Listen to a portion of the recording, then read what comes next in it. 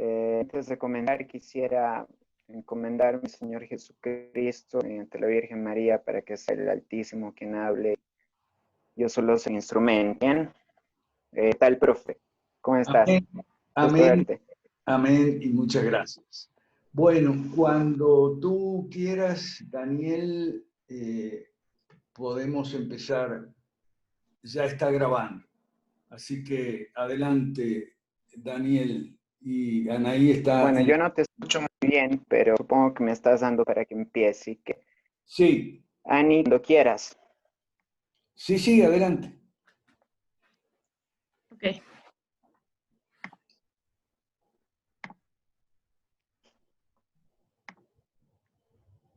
El momento pre-reflexivo y práctico de la acción humana. No es posible, la pregunta era, decíamos, si es suficiente eso para lograr la estabilidad o tienes que derrotar también a tu versión gramsciana de la hegemonía, liderazgo intelectual, moral y cultural, suave,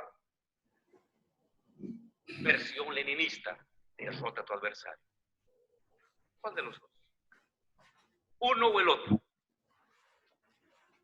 La experiencia boliviana nos ha enseñado a que tienes que cabalgar por los dos. Hay una lucha cultural previa para cualquier victoria. Y hay una derrota cultural previa para cualquier derrota de lo popular. Luego vamos a reflexionar lo que está pasando en América Latina en ese sentido. Pero ha habido luchas victoriosas de lo popular en América Latina porque previamente en la academia, en la universidad, en los medios de comunicación, en las charlas de café, en los editoriales, en los periódicos, ha habido una irrupción de un otro sentido común, de unas otras ideas fuerza, capaces de articular expectativas, esperanzas. Lucha ideológica, lucha cultural. Pero no puede triunfar la lucha cultural, por muy intensa que sea, si no derrotas física y materialmente a tu adversario.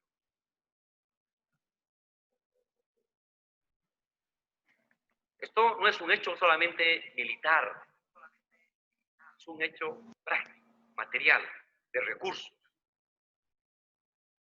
de capacidad económica, de capacidad decisoria, de propiedad. Un proceso revolucionario necesita una previa lucha cultural, ideológica, cognitiva, ética, y requiere a la vez una derrota práctica de tu adversario. Y luego nuevamente una lucha cultural para volver a sedimentar y cohesionar los preceptos lógicos y morales de la sociedad. Y luego una nueva derrota material del adversario. Y luego una nueva articulación cultural y una nueva derrota material y una nueva articulación cultural y una nueva derrota material ad infinito. Si te quedas a mitad de camino, estás perdido, porque el adversario se fortalecerá a partir de su base material que se mantiene. Utilizará su propiedad y sus recursos para bloquear tu camino, para comenzar a debilitar tu propia irradiación ideológica, tu propia irradiación cultural. Y a corto o a largo plazo se enfrentará y te derrotará materialmente. Es decir, la hegemonía es Gramsci y Lenin. Gramsci, irradiación cultural. Lenin, derrota material. Gramsci, irradiación cultural, derrota material. La hegemonía no es ni Gramsci ni Lenin por separado, es los dos. Hegemonía cultural, derrota material. Hegemonía cultural, derrota material hasta el fin de los tiempos, hasta que surja.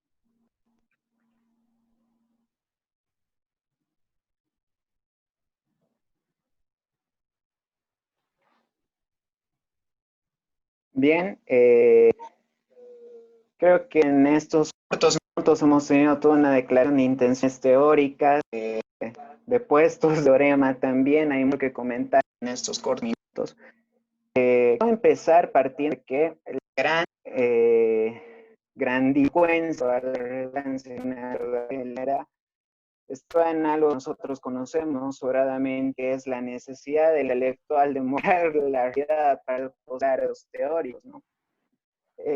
Fuera de eso, creo que anticipación, por eso esta conferencia ya tiene como 5 años en vigencia.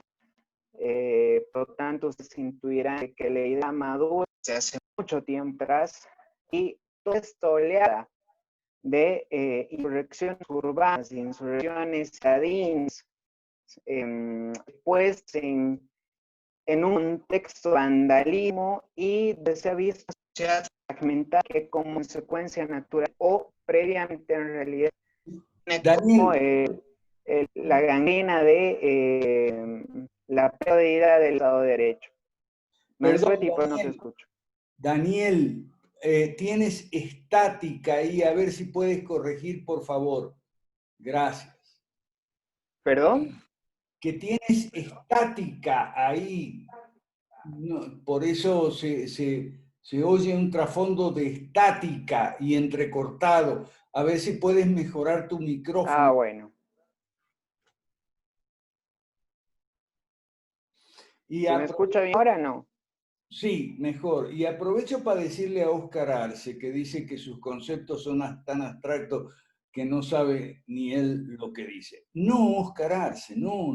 Él sabe muy bien lo que dice este señor García Linera. Yo tengo una no sé qué me empezó la cuestión. No te escucho bien, Fe. Es que tienes estática, Daniel. No arreglaste bien tu equipo. Bueno, estaba diciendo Óscar Arce que nosotros tenemos un problema, muchos problemas, pero uno es que subestimamos al contrario. Subestimamos, decimos que es un bruto, que no sabe lo que dice, y no es así. Sabe perfectamente lo que dice. Y lo vamos a analizar, y por eso yo celebro que Daniel haya comenzado con el discurso de García Linera. ¿Ok? No subestimar al adversario. Ese es una de las primeras reglas de la política. Dale, Daniel, a ver si se oye mejor, por favor. A ver si ahora se me escucha bien. Sí, dale, deja ahí.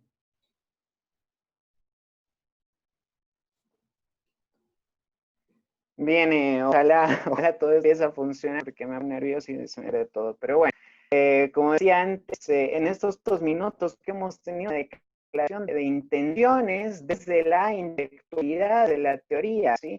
Y creo que hemos que tener el tiempo estudiando, qué mejor y pensar nosotros en intentar descifrar lo que dicen.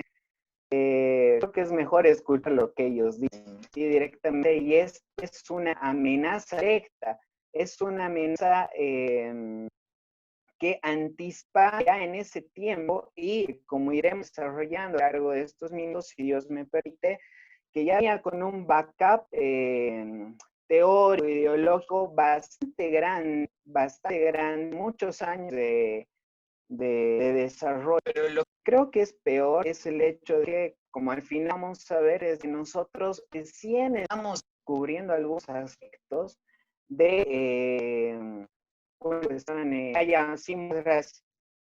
Ya entonces apagar la cámara.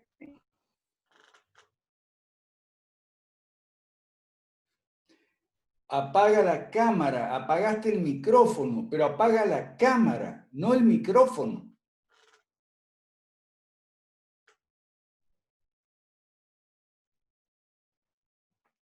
Y ahora sí, ¿estamos bien?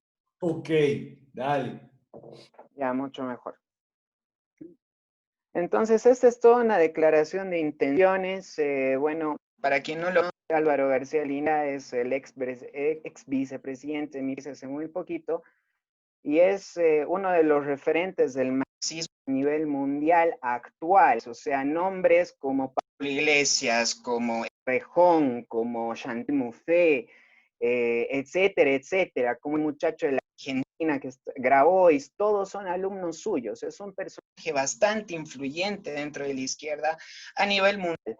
¿Y por qué quiero tocar este tema? Es por lo siguiente, desde que creo que como derecha nosotros hemos cometido el grave error de no leer a nuestros contrincantes. De eso ya se ha hablado en estos sobradamente, pero me parece que recién estamos yéndonos por las ramas, ¿sí? Mientras algunos colegas que tenemos, qué sé yo, de estos muchachos les gusta leer libros que no voy a mencionar para no herir a nadie, recién están hablando de marxismo cultural, etcétera, etcétera. Otros como los progres ni siquiera han descubierto el marxismo cultural, siguen con el marxismo clásico, ¿sí? Estos señores están intentando superar los fracasos del marxismo que tienen a lo largo del siglo XX, y aquí hay una idea novedosísima, que, bueno, de novedoso no tiene nada en las noticias, pero que la estamos viendo en la praxis y creo que es peor, que es el hecho de materializar la utopía, materializar. ¿Y cuál ha sido la utopía de toda la izquierda histórica? Ha sido precisamente llevar a cabo una revolución de carácter militarista, que fue en lo que siempre fracasaron, ¿sí? Este tipo de insurrección, de puesta en común dentro de la izquierda, va a proponer literalmente materializar la utopía. Y tiene un nombre que nace aquí en Bolivia, y de repente el mayor esmático es este señor que vemos en pantalla, que es Álvaro García Linera, ¿no? Y el nombre de esto se llama guerra social, ¿sí? El término guerra social va a ser el término que va a aparecer en un libro que va a publicar este señor más o menos a su salida de la cárcel a finales de los años 90, con, bueno, colaboraciones de muchos de sus compañeros de arma en ese tiempo. Vale hacer una pequeña reseña, ¿no? García Linera se va a estudiar matemáticas a México, ahí conoce algunos corrientes izquierdistas, según sus propias palabras, se queda muy impactado por la corriente indigenista que nace en Guatemala, ¿sí? Según sus propias palabras, se le habían imbuido de estas ideas a Bolivia a finales de la década de los 70. Hay un hecho que también vale la pena mencionar, que es el cerco a La Paz, ¿sí? El cerco Aymara a La Paz, de las comunidades aymaras a La Paz. Para quien no conoce Bolivia, La Paz es la capital, o mejor dicho, la sede de gobierno, ¿sí? Que tiene un alto porcentaje de población indígena aymara. Lo que intentan hacer, en el año 79, crear un cerco a la manera de Tupac Katari allá por el año 1781. De ahí van a ser una corriente ideológica en todo el altiplano que se va a llamar el catarismo, ¿sí? Que es en referencia a Tupac Katari, que tiene algunas áreas bastante interesantes que se las voy a tocar a manera referencial, o que se van a dar cuenta que tiene mucha importancia conforme vayamos avanzando, que es lo siguiente, que el catarismo es una especie de, ¿cómo les digo?, de nacionalsocialismo aymara, ¿sí? Propone una especie de superioridad de cultura aymara que supuestamente hubiera sido venida menos por los colonizadores españoles y demás cosas. Hay toda una cosmovisión arraigada en la raza, sí, así como suena, raza, en la cultura y todas las demás cosas, ¿no? Entonces, por favor.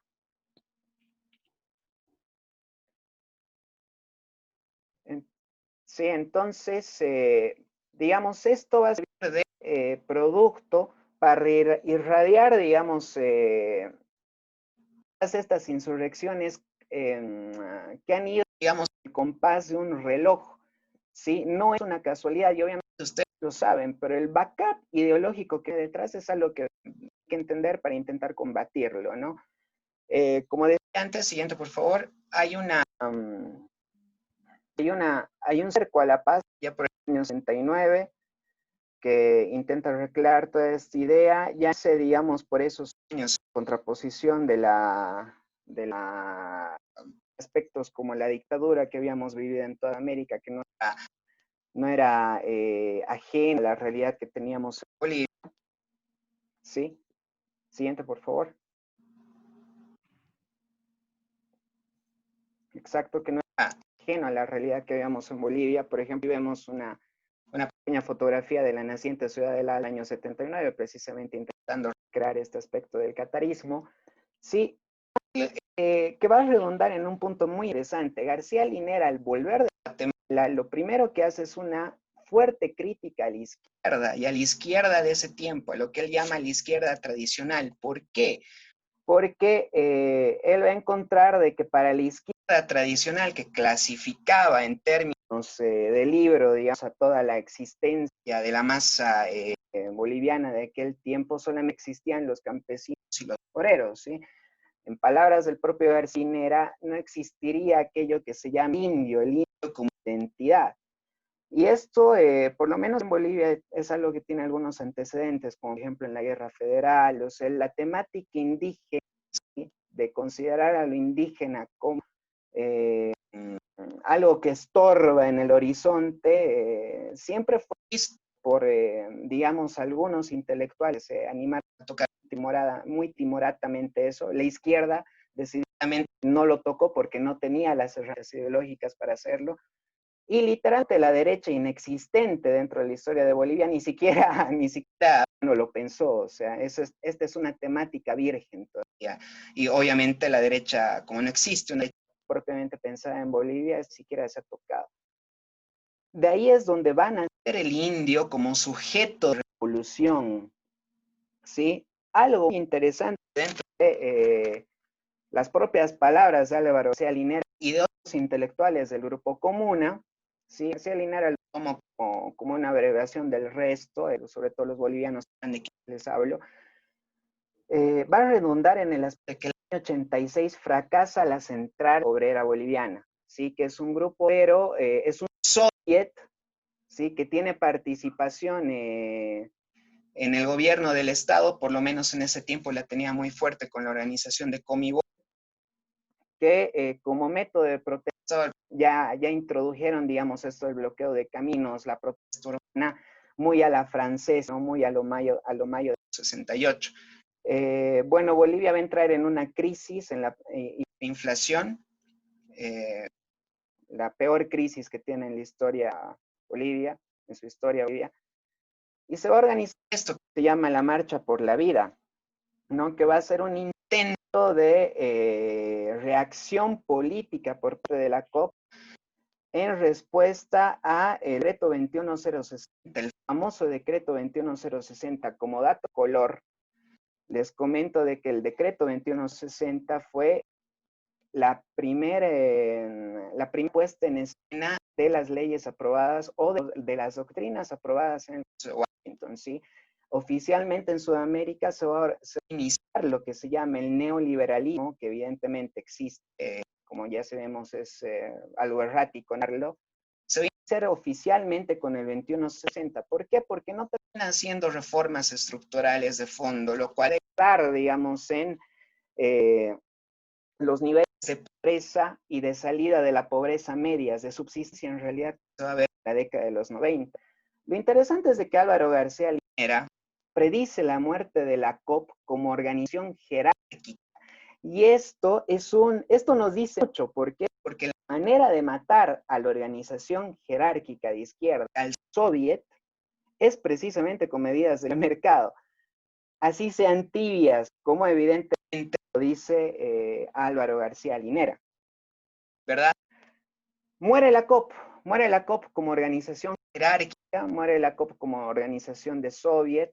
Un defecto que va a tener la COP, por ejemplo, yo desde afuera, va a ser que por esos años va a llamar a marchar a campesinos y otros sectores detrás de ellos, arrogándose la legitimidad de la representación de estos sectores, que según términos marxistas clásicos todavía se llamaban obreros, pero que evidentemente ya no eran solamente obreros. O sea, habían intelectuales como el propio García Linera.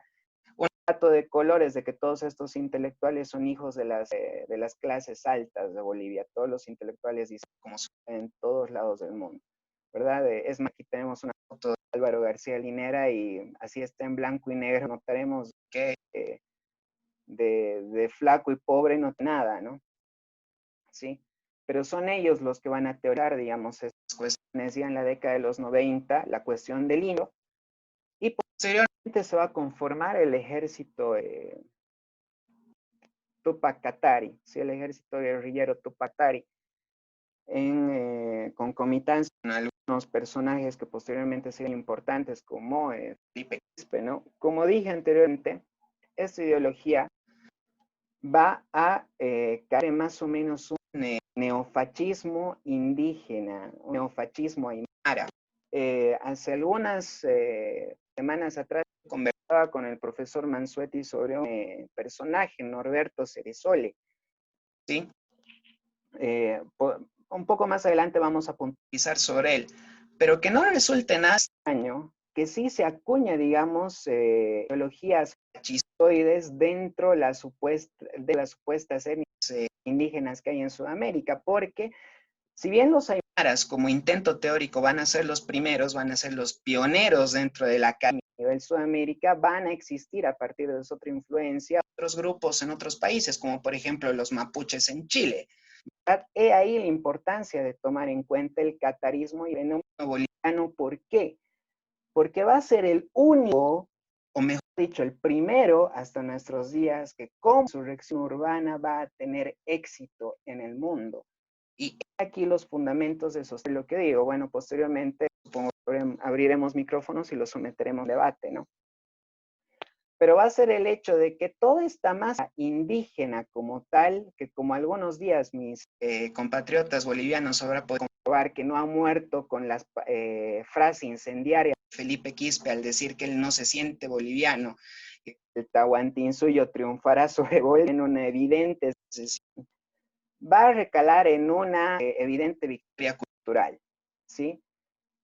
En el video con el que aperturé esta pequeña conversación, Linera decía, toda victoria material va precedida de una victoria cultural. En este sentido, lo que nosotros debemos tomar en cuenta es de que al haber vivido ya en carne propia hace muy pocos meses estas revueltas violentas alrededor de Sudamérica, es de que ya debemos asumir como punto número uno de que estamos bajo guerra, ¿sí? Porque ellos nos la han declarado, así nosotros no querramos entrar en ella o no la queramos pelear. Ya estamos bajo guerra. Y la segunda es de que ya hemos perdido la mitad de la guerra, que es la batalla cultural. Sí, en el caso de Bolivia, llevamos más o menos 70 años de indianismo. Y hoy inició la revolución del 52, el MNR y Víctor Paz Extensor. Sí, curiosamente el MNR hoy es tenido por los sectores de izquierda como un partido de derecha. Dense cuenta lo mal que andamos en toda Sudamérica, ¿no? La revolución del 52 en Bolivia, que entre otras cosas va a proponer la reforma agraria, una medida muy de izquierda, muy propia del manifiesto comunista, va a ser una de las revoluciones marxistas más fuertes y más va a perdurar en el lapso del tiempo. ¿Sí? Fue una revolución marxista en toda la dimensión de la palabra, porque incluso ya desde esa vez se contempló la conformación de milicias, de soldados ideológicos, ¿sí? Para el que, digamos, haya estudiado un poco de nacionalsocialismo, le van a dar muy parecido a las SS. De hecho, la forma es bastante grandilocuente abajo, ¿no? Va a madurar desde la revolución del 52, se va a agravar con la Guerra Fría a nivel mundial, que tiene, como sabemos bien, tiene dos directrices ideológicas, y en la década de los 70 va a tomar, digamos, mucho de las corrientes postmodernas que empiezan a nacer en Francia, que llegan, de hecho, en puerta de entrada con estos partidos tradicionalistas, como por ejemplo, les puedo poner como referencia, por ejemplo, de que el señor Víctor Paz Estensoro, un gran admirador de Heber Marcuse, ¿sí? Sí, o sea, profesor, uno de los profesores más reconocidos en la Universidad de San Andrés de Paz, ¿verdad? Ahí es donde va a ir madurando la idea del indianismo. Lo que quiero poner en énfasis es que esta idea, esta teoría, es de intelectuales mestizos, hijos de gente pudiente. No nace dentro de los indígenas. Pero bueno, al mando del movimiento indígena van a aparecer algunos intelectuales, sí, indígenas, que se forman en la década de los 70. Y uno de los más interesantes va a ser Felipe Quispe, ¿no? Que va a teorizar todo esto de la toma del poder mediante la insurrección de Ayllus y demás cosas, ¿no? El discurso que se maneja es fuertemente racista, ¿sí? Es fuertemente racista. Se puede comparar con, por ejemplo, el discurso que manejan algunos dirigentes mapuches en Chile. En esta entrevista, por ejemplo, Felipe Quispe justifica con una brillantez genial en un medio español el hecho de haber iniciado sus reclamos metiendo una bomba, ¿sí? En la década de los 90 es donde estos van a darse cuenta de que esas acciones aisladas les servían para ir avanzando en sus bandas, es decir, hacían explotar una bomba, pedían alguna cosa, el gobierno cedía, la siguiente vez secuestraban a alguien, como funcionaron siempre los grupos terroristas, ¿verdad?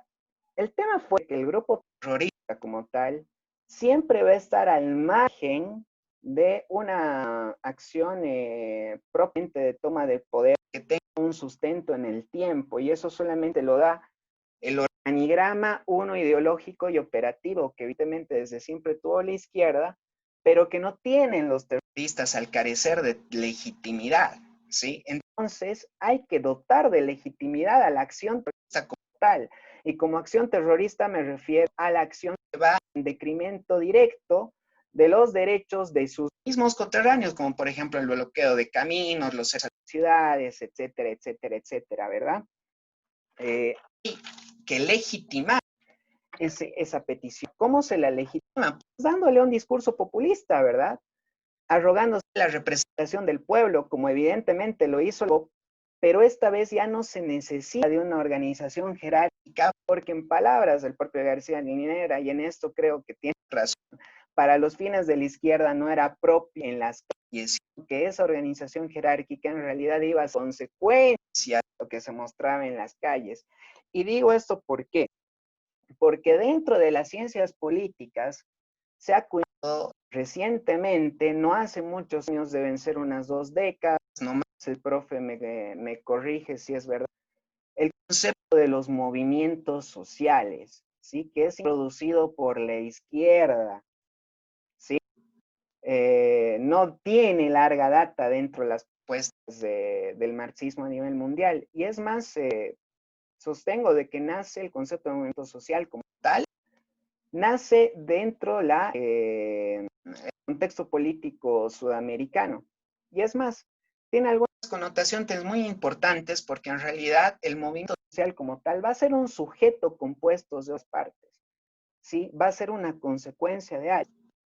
Para esto, vale decir de que estos llamados movimientos sociales en realidad se van a articular de otros movimientos nucleares que, como vimos, al no poder aglutinar una organización jerárquica como la COP, un discurso que articule al resto por precisamente falta de legitimidad, en realidad el eje de protesta se va a mover no al partido o a la organización, sino a la temática.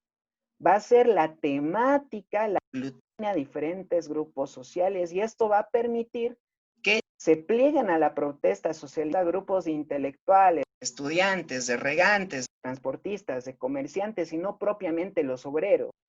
En realidad es un avance el que se tiene dentro de la izquierda. ¿Por qué? Porque a partir de aquí se va a dar, digamos, a lo que Tony Negri llama la forma multitud, ¿verdad? La teoría de las formas. No voy a ahondar en detalles, ¿sí? Pero es muy importante entender por lo menos 2 puntos de las propuestas de Tony Negri, ¿no? Primero, la teoría de la multitud, que va a ser precisamente la articulación de varios sectores urbanos, ya no campesinos, ¿sí? Urbanos alrededor de una petición. ¿Y esto por qué? Porque anteriormente, si como COP pueden ustedes tomar la referencia de la organización jerárquica obrera que haya tenido sus países de referencia, en el mío fue la COP, la Central Obrera Boliviana, porque la COP ya no era capaz de articular su discurso a estos otros sectores que del campo han ido a la ciudad y ya se han urbanizado. He ahí necesidad de girar en torno al tema, ¿verdad? Por eso se va a adoptar la forma multitud, que tiene Tony Negri. En palabras de García Linera, exacto, aquí hay un libro muy interesante que precisamente grafica todo lo que está diciendo es esto, forma, valor y comunidad, ¿sí? Que va a teorizar precisamente esto, ¿no? El avance de la estructura obrera, que ya no aglutinaba como tema, perdón, discurso a otros sectores, ¿sí? Y lo va a poner en forma multitud, cuestión de que el discurso sea el que aglutine las bandas sociales. Pero no se va a quedar ahí, porque en realidad el fin ulterior de la forma multitud es la forma muchedumbre. Y la forma muchedumbre, una pequeña cita que no tiene desperdicio, en los años 85 y 86 hay una conjunción intelectual de jóvenes, ¿sí? Que está en un proceso de radicalización, de distancia con los partidos tradicionales, exacto, porque empiezan a renegar de la izquierda tradicional que no había contemplado la cuestión del indio, que, ojo, al ser una cuestión cultural, denota, digamos, la influencia gramsciana, ¿no? Y en un conglomerado de líderes campesinos indígenas provenientes de las filas del indianismo catarista, que está en sus últimos momentos de puesto electoral. En esta primera etapa, toda la actividad se centra en el trabajo político en las minas, es decir, la maduración, la muestra de musculatura, que muy bien lo explica García Linera en su libro Sociología de los Movimientos Sociales, ¿verdad? En las asambleas, ¿sí? O sea, que ya había que ya se habían construido soviets, mejor dicho, en los terrenos indígenas, ¿verdad? En producir panfletería, en producir crítica a las posiciones de izquierda tradicional con una consigna clara. Va a haber una prueba de fuerza, ¿sí? O sea que todo eso se planificó hasta ese punto con la intención de sacar a los mineros a hacer una toma violenta. Y esa prueba va a dimitir una nueva época, porque es necesario punto de el choque armado propiamente marxista-leninista para que nazca algo nuevo, ¿verdad? Esa prueba de fuerza fue la más por la vía del año 86, cuando los obreros salen derrotados políticamente, no militarmente, ni siquiera fue necesaria una salida militar. Entonces se desmorona el movimiento y comienza el desbande. Exacto, lo que mencionaba antes, ¿no? Muerta la estructura jerárquica, hay la necesidad de inventar el movimiento y se va a reinventar en torno al tema, ya no a la estructura. Siguiente, por favor. Sí, por si acaso, este es un libro del año 2005, ya tiene buenos años de antigüedad. Pero entonces nosotros como grupo comenzamos una línea de trabajo para preparar que algún rato tendría que sublevarse, ¿sí? Se inicia un proceso de esta organización que luego va a durar el LGTK y que luego del proceso de formación militar en las comunidades. Primero en el altiplano, ¿sí? Se van a hacer formaciones militares en asuntos en varios lugares del país y ahí caben entrenamientos, aprovisionamiento de armas, toda una organización militarista, pero que no tenía una estructura jerárquica. Esto es algo que quiero dejar muy en claro, ¿sí? Siguiente, por favor. No tenían un movimiento jerárquico, ¿no? Y al no tener un movimiento jerárquico, se va a hacer necesaria la forma multitud. No aplico la forma multitud en el sentido de Tony, sino de una asociación de asociaciones de varias clases e identidades sociales. Sí, aquí en Bolivia hay una tendencia muy propia de las sociedades marxistas de tender al grupo, al gremio, al clan, ¿sí? Al clan urbano, ¿verdad? Es en realidad definido por la actividad, ¿no? Sin una hegemonía única en su interior. Pueden sumarse campesinos, regantes, estudiantes, sindicalizados, desocupados, intelectuales, individuos, y la hegemonía se mueve alrededor de un tema, ¿verdad? De circunstancias, como dije antes, ¿no? Esta forma multitud va a ser la más nueva que ahí va a proponer la izquierda dentro de Sudamérica, ¿sí? Y va a tener el pulso, la maduración en Bolivia de los 90, cuando aparece un personaje del que ustedes han escuchado mucho, que es el señor Evo Morales, ¿sí? Una vez que se dicta el 21060 y se ve acabada la estructura sindical, vertical de la... Muchos mineros migran a zonas más bajas, porque la mayoría de ellos hace es plantar cocales, ¿no? Y ya la estructura sindicalista vertical precisamente esas tierras, y entonces van a ser las federaciones, lo que Linera dice, la confederación de federaciones, ¿sí? Es decir, ya no van a pertenecer, ya no van a responder a una sola cabeza, sino de que se van a federar en torno a un tema, en torno a una consigna. ¿Y cuál va a ser esta consigna?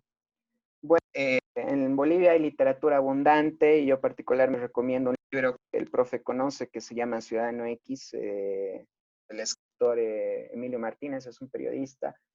Existe otro en donde ya se teoriza, digamos, un poco, evidentemente a partir de un tema, pero ya se teoriza la guerra urbana propiamente, que se llama Maten a Rocha, que viene con el caso Las Américas, el Hotel Las Américas. Esto en paréntesis, quiero recomendar mucho, porque en ese tiempo ya se repartieron manuales a todos los vecinos de Santa Cruz, instrucciones de qué hacer en caso de una invasión indígena. Así se lo decía, ¿no? No es de que yo lo estoy nombrando de esa manera, pero ya habían las intenciones desde esa vez de crear revueltas urbanas, choques urbanos entre grupos sociales. La gran ventaja de Morales va a ser que en todos los reclamos que a lo largo de la década de los 90, los localeros van a elevar la voz sin ni siquiera tener, como les digo, participación directa o afectación directa con las temáticas que se tocaban, ¿no? Es así de que este modelo, el modelo de la multitud y de la muchedumbre ya quiere decir el vandalismo, la quema de instituciones públicas, saqueo de supermercados, eso es la forma muchedumbre, perdón si dejé el punto al aire, ¿no? Va a tener un ejemplo pragmático en lo que aquí en Cochabamba se conoció como la guerra del agua, ¿sí? Y a partir de ahí Evo Morales va a empezar a tomarle el pulso a la política. De manera anecdotaria les cuento de que él, creo que el año 2000 fue expulsado de la Cámara de Diputados, era diputado, a raíz de que se lo acusó de responsable de la muerte de un militar y de su esposa, de haberlos asesinado precisamente porque le habían descubierto sus andanzas de narcotráfico, ¿no? Lo expulsan a Morales, ese momento salen todas sus bases a reclamar, y bueno, la débil política de ese tiempo decide volverlo a admitir, imagínate qué despropósito, ¿no? Y lo que hace Morales es despreciarlo, decir que no va a volver, y unos cuantos años organiza un golpe, se deshace de sus enemigos y llega a poner en agenda lo que es la Asamblea Constituyente. Estamos viendo en imágenes un poco de aquello, que va a ser los sucesos de febrero y octubre del 2003. Es muy importante que estudie esto porque Sánchez de Lozada tuvo mucho de culpa para que la población decida apoyar a los golpistas, como más o menos sucede en Chile. Yo comparo mucho la actitud de Piñera con la de Sánchez de Lozada. Es timulato, cobarde, para seguir manteniendo el gasto público. En febrero dicta un impuesto directo al sueldo de la gente sale a protestar, principalmente policías, hay un tiroteo entre policías y militares, eso sucede en febrero, y a partir de ahí bueno, ya se veía que se estaba cocinando un golpe de Estado violento en Bolivia, un golpe de Estado que tuvo ingeniería cubana, que tuvo participación de las FARC, ¿sí? Les sonar tremendamente familiar esto, con muertos del propio bando, con bastantes muertos del propio bando. Sí, una situación tremendamente dramática se vive aquí en Bolivia, pero que nadie va a verla en su real dimensión. Imagino que por la época no había redes sociales, que si yo nos hubiéramos enterado de esas cosas.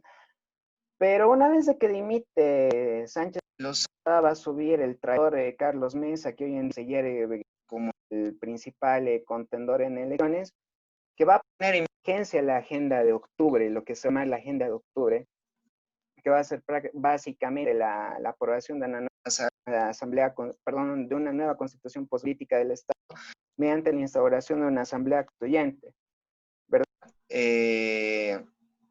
Este proceso, este suceso, señores, de octubre del 2003, va a ser la primera referencia de éxito de lo que se va a llamar guerra molecular disipada.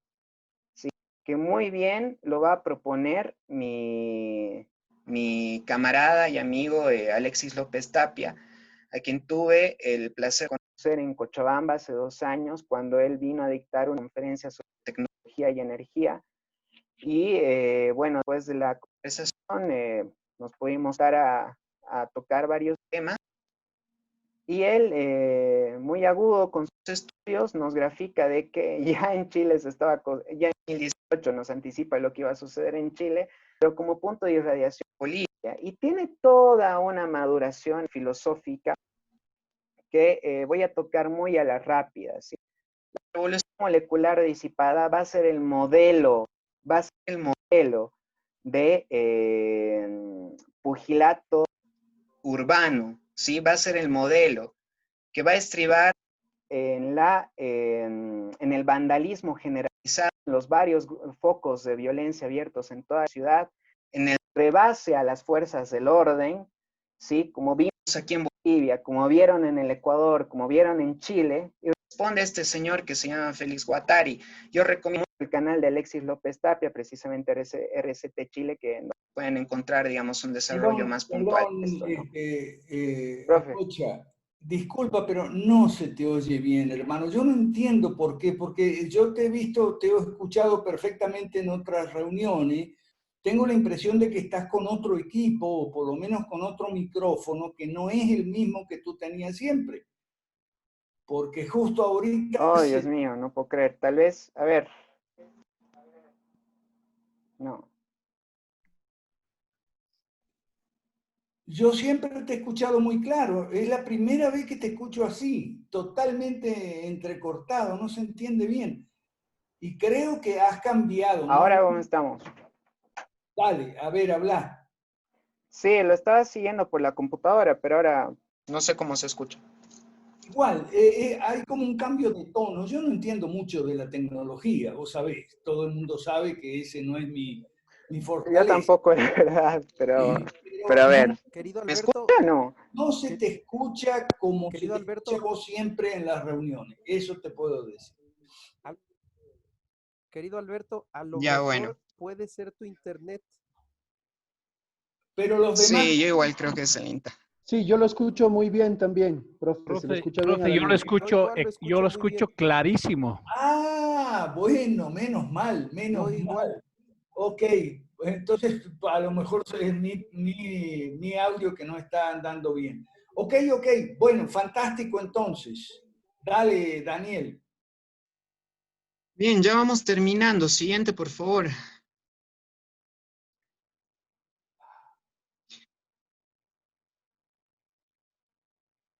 Bien, hasta aquí quisiera abrir el micrófono porque luego esto es parte de una tesis que yo estoy presentando en la universidad que precisamente quiere proponer cómo combatir este modelo de guerra social. ¿Ya? La diferenciación que yo voy a hacer con lo que propone Alexis Tapia, bueno, con lo que da a conocer en realidad, ¿sí? Es de que lo que en realidad propone Guattari con el modelo de revolución molecular disipada es el modelo de acción propiamente, o mejor dicho, es lo que está escrito en el plan que se va a ejecutar, ¿verdad? Y el modelo de guerra social tiene el backup ideológico, filosófico y aparte de ejecución. Hay un libro que yo les insto a seguir a todos mis compatriotas que estén escuchando y que si pueden en sus países lo consigan, porque está siendo bastante estudiado, por si acaso los grupos Primera Línea en Chile lo estudiaron, es un texto de rigor que se llama Sociología de los Movimientos Sociales de Álvaro García Linera. Es un manual que explican qué pasos seguir para hacer estas insurrecciones urbanas, ¿no? Puesto eso, profe, para no hacer monocorde de todo esto y no cansarlos, quise abrir el micrófono, tal vez conversar antes de proponer el final de la tesis, ¿no? Ok, entonces, ¿quién levante la mano el que quiere intervenir?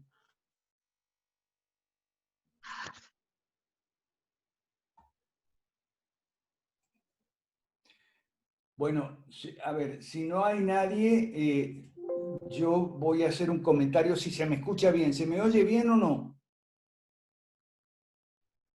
Sí, yo te escucho bien. Se lo Ok, escucha, profe. ok, si se me escucha bien, entonces un pequeño comentario.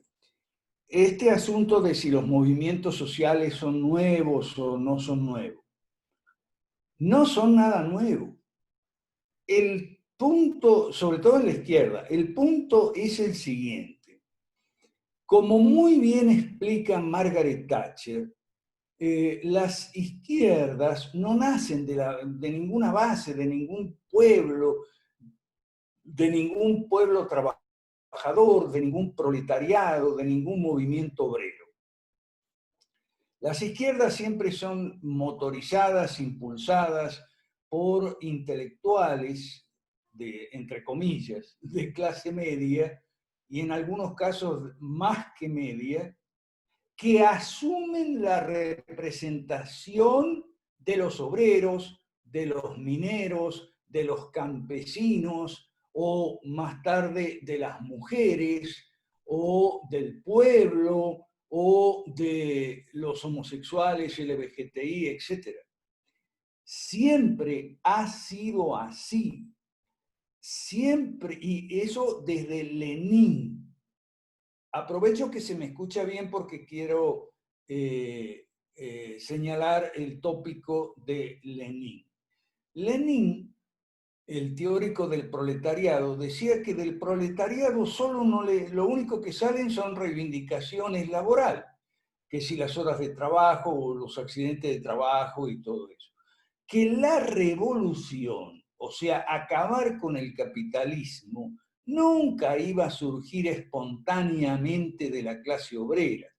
Tenía que ser el Partido Comunista, la vanguardia del proletariado que movilizara a los obreros, los dirigiera de arriba para abajo, aun cuando en el proceso pudiera usar lo que Lenin llamaba organizaciones de fachada. Entonces nosotros lo que vemos, por ejemplo, en el video de García Linera habla de que la lucha cultural tiene que ser preparada. Sí, pero lo que no dice, eso es lo que dice, lo que no dice es que la lucha cultural, como cualquier lucha de las izquierdas, indígena o la que sea, se dirige por y desde los partidos políticos de la izquierda, los partidos marxistas, sea de una manera muchas veces encubierta, sobre todo cuando son ilegales, o sea de una manera más descarada, más desembosada. El partido dirige, el partido establece la línea baja a través de consignas a las organizaciones de fachada. Eso siempre ha sido así. En tiempos de Lenin con la clase obrera famosa, en tiempos de ahora con los indígenas, los mapuches, los aymaras, los que sean, y en Bolivia antes con los mineros, ¿ok? En Rusia los campesinos, sí, es que eso siempre ha sido así, ¿ok? Eso no es algo nuevo, no es nada nuevo. Por eso, los que nos, ya termino, los que nos dicen a nosotros, primero es la batalla cultural, es en buena parte eso es cierto, la batalla cultural, pero se olvidan que la batalla cultural siempre es dada por los partidos que son los agentes de cambio cultural, ¿okay? Sobre todo en la izquierda. Ya terminé, gracias. Sí, profe, en eso tienes toda la razón. Lo que quiero puntualizar y tal vez, bueno, no me dejé entender, es lo siguiente, es de que el concepto como operario político es lo que va a ser novedoso. Voy a citar unas palabritas de García Linera que las puse en una diapositiva anterior. Ani, por favor, vamos a la forma muchedumbre, por favor. Quiero que toquemos estas pequeñas líneas. Si no tiene desperdicio. Ahora sí te oigo bien, ahora sí te oigo bien, dale. La siguiente. No, perdón, creo que no la coloqué. Les leo yo, ¿sí? Está inmerso en la... Sí, no la pusimos. Mira, está inmerso en la misma... Creo que es en la página siguiente de esta, sí, es la siguiente. Por favor, escuchen. Luego está la forma muchedumbre. Designo así a la acción colectiva emprendida por sujetos desafiliados que han roto con cualquier filiación sindical, gremial, comunal, vecinal y que no actúan bajo el llamado de los sindicatos o de los vecinos. Actúan bajo llamado personal. Se suman, se agregan de forma temporal, sin liderazgo reconocido, en torno a uno o dos temas de oposición. no responden a un mando, se organizan como una sumatoria de individualidades desarraigadas de fidelidades tradicionales. Por lo general se movilizan actos de rechazo y de tumulto en contra de oficinas públicas o mercados y tiendas grandes y pequeñas. Las suelen quemar, destrozar. Hay mucha ira de por medio. Se construyen liderazgos sobre marcha que luego se disuelven y nunca más se vuelven a montar. Eso es la forma muchedumbre. En realidad, el movimiento social va a ser un soldado, va a ser el soldado que le faltó a Guattari en su guerra molecular disipada, que Guattari no sabe cómo implementarlo. ¿Se dan cuenta? O sea, Guattari dice, sí, necesitamos las formas, necesitamos un tema que las integre, pero ¿cómo llevamos eso a la práctica? El problema que siempre ha tenido la izquierda ha sido eso. Ellos tienen un trauma porque siempre perdieron con militares, siempre perdieron con las armas. Lo que dice García Linera es lo siguiente, aquí está el soldado, este es el soldado. El soldado se junta, quema, reclaman, se persan y nunca los vuelves a ver. Es una cosa de acción, porque evidentemente, como dice el profe, bueno, esto existe desde siempre, ¿no? Y además García Linera es mejor ejemplo de que jamás las ideas salen del obrero. Toma la referencia de Nin que decía el profe, pero lógicamente pues que el líder de la revolución no va a nacer en un obrero, trabaja 14 horas al día y que no tiene tiempo pensar en la revolución. Era el ocio de Lenin, sí, que tenía mucho tiempo para leer, de Trotsky, como García Linera, que está en la cárcel y que ahí él tiene una manera de reinventarse a la manera de su ídolo Tony Negri. Grande estuvo en la cárcel, o sea, hay una patología, hay un patos, y él muy bien lo dice en esta línea. Hay mucha ira de por medio. Ese va a ser el punto final en donde va a llegar, digamos, a la guerra social. Eso es lo que engloba, eso es lo peligroso de entenderlo recién, ¿sí? Porque, ojo, otros muchachos de izquierda, se me ocurre, por ejemplo, uno de izquierda moderada, como es el señor Hari, ¿sí? Ya están hablando de transhumanismo. Nosotros recién estamos descubriendo el marxismo cultural con Laje. Andamos muy atrasados, bastante atrasados. Vuelvo a mi micrófono, no sé si alguien quiere comentar algo, tal vez. Sí, Daniel, muchas gracias por tu participación y sobre todo esa perspectiva que manejas de toda la, la política, digamos, boliviana, ¿no? Cómo se ve esto detrás, etcétera. Mi pregunta es, ¿hay algún tipo de crítica de los propios de la izquierda, sobre todo personas como Linares, estos que has mencionado, sobre el enriquecimiento de los que están gobernando, tipo pues Diosdado Cabello, los narcotraficantes que están haciendo plata en gobierno socialista, los que se llenan dinero, digamos, es algo que es evidente, ¿no? Pero quería saber si es que existe alguna crítica, algún análisis sobre ese fenómeno de que les gusta el dinero, que quieren, que no parece ser, ¿no? La idea de fondo de este discurso, sino que apenas llegan al poder se enriquecen. ¿Hay eso? ¿Qué tal, José Luis? Buenas noches, un saludo cordial. Mira, recién están apareciendo estas críticas, pero por lo general vienen de los grupos que han sido apartados de las relaciones de poder, ¿sí? En realidad los propios intelectuales dicen que hacen una crítica, por ejemplo, al gobierno del MAS, van a ser los que se han venido a llamar los disidentes, ¿sí? ¿Por qué? Porque como una crítica propia del intelectualismo linerista no va a haber algo. De hecho, dentro de este mismo libro, hay una cita tremendamente escalofriante de García Linera, que es la siguiente, que es cuando se dice, bueno, al crecer el Estado de manera tan grande, él ya lo advierte, ¿no? Es medio inevitable tener control efectivo de la idea, porque, ojo, ellos son realistas, a los niveles subyacentes, ¿no? Que vienen más abajo, digamos, en la jerarquía, dice él, ¿no? Y puede ser de que aún desembarace, mejor dicho, una desilusión de parte de la gente con esta idea, gente que los hizo gobierno. Pero Linera dice lo siguiente, dice, bueno, finalmente los movimientos sociales ¿sí? Que con eso ya sabemos que nos está aglutinando a todos. Finalmente, los movimientos sociales deberán ser conscientes de que con el avance de estas ideas, esos proyectos, con sus tropiezos, vendrá acompañado de beneficios para ellos, ¿sí? Es decir, se justifica todo eso en razón de los supuestos derechos que ellos han dado. O sea, se dan cuenta que es una patología lo que ellos tienen, es completamente justificado lo que ellos hagan, ¿sí? Siempre y cuando, ¿por qué mejor? ¿Por qué? Porque ellos han actuado en representación del pueblo, mejor dicho, ¿sí? Pero va a ser todo bueno siempre y cuando lo hagan ellos. Cuando lo hagan otro, bueno, eso es lo que van a atacar, ¿no? Pero esa crítica, respondiendo a la pregunta, José Luis, va a venir generalmente de los llamados librepensantes o disidentes, ¿no? De parte de estas estructuras todavía no ha existido una autocrítica. Pero lo que a mí me va a interesar mucho más para avanzar y terminar y darles el micrófono, también quisiera proponerles una solución, porque no solamente esto es mostrar el problema y ser alarmista, ¿no? En este sentido, yo estoy trabajando una solución en la tesis que se llama la propuesta del shock, o la teoría del shock, o la solución del shock.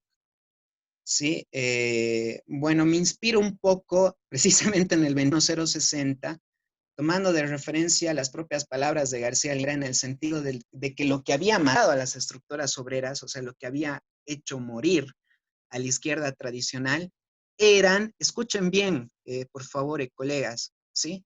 Eran las medidas de libre mercado, que en Bolivia se propusieron de una manera muy improvisada con el 21060, ¿no? De hecho, no era lo que estaba en los papeles, porque a manera de anécdota les comento de que por aquí en Bolivia hubo un muy joven Goldman Sachs, precisamente trabajando con Víctor Paz Toro, Gonzalo Sánchez de Lozada y otros intelectuales del MNR, diseñando el 2160 que va a tocar los puntos del consenso de Washington, que es verdad, digamos, frena en seco la crisis, la hiperinflación que había en Bolivia en 86, pero que a la larga, como, bueno, yo nací el año 91, ¿no? Yo era muy niño, pero aquellos que son un poco más versitos que yo se van a acordar de que en la década de los 90 pues había casi un sobrevivir, ¿no? Y eso es lo que alimenta, digamos, la masa de resentidos, ¿sí?